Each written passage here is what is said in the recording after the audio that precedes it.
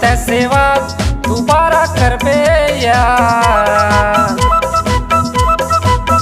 भारी पाबे तैसे बात दोबारा करबे यार, तोर चोला जुड़ा जही वो खा के देख चोकोबारला, खा के देख चोकोबारला, भारी पाबे तैसे बात दोबारा करबे यार, तोर चोला जुड़ा जही वो खा के देख चोकोबारला, खा के देख चोकोबारला।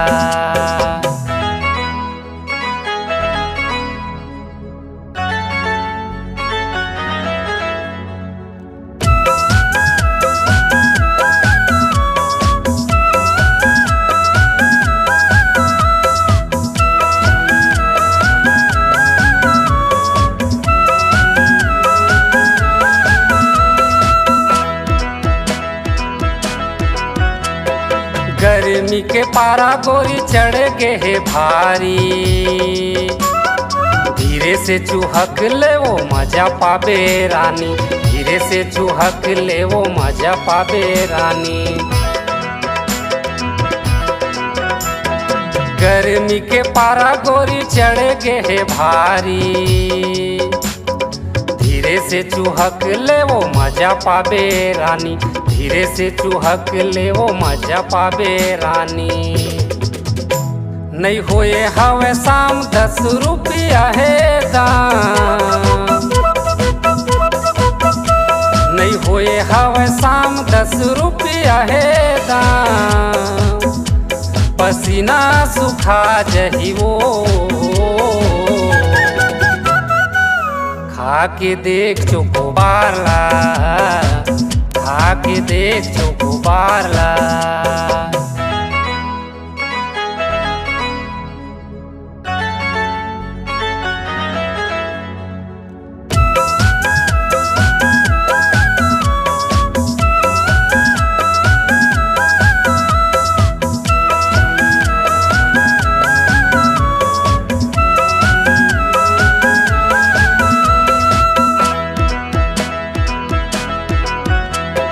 मन भर खा ले वो भारी मजा पाबे, इति उति हो जाहूँ ता पाछू पछताबे, इति उति हो जाहूँ ता पाछू पछताबे। मन भर खा ले वो भारी मजा पाबे, इति उति हो जाहूँ ता पाछू पछताबे, इति उति हो जाहूँ ता पाछू पछताबे।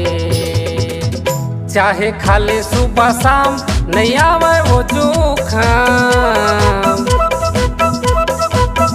चाहे खाले सुबह शाम नहीं आवे वो जोखम, तोर गर्मी थिरा जही वो खा के देख चोकोबारला, खा के देख चोकोबारला।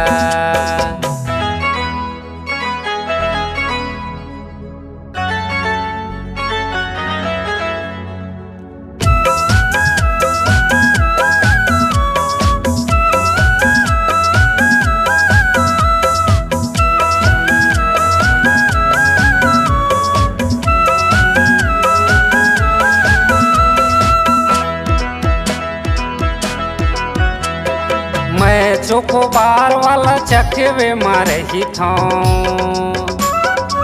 नहीं रहा है पैसा ता उधारी वो सही था, नहीं रहा है पैसा ता उधारी वो सही था। मैं चोकोबार वाला चखवे मारे ही था, नहीं रहा है पैसा ता उधारी वो सही था, नहीं रहा है पैसा ता उधारी वो सही था। मोर हवायु किस नाव चकवे है गाँव, मोर हवायु किस नाव चकवे है गाँव, चाहे पता लिखा ले वो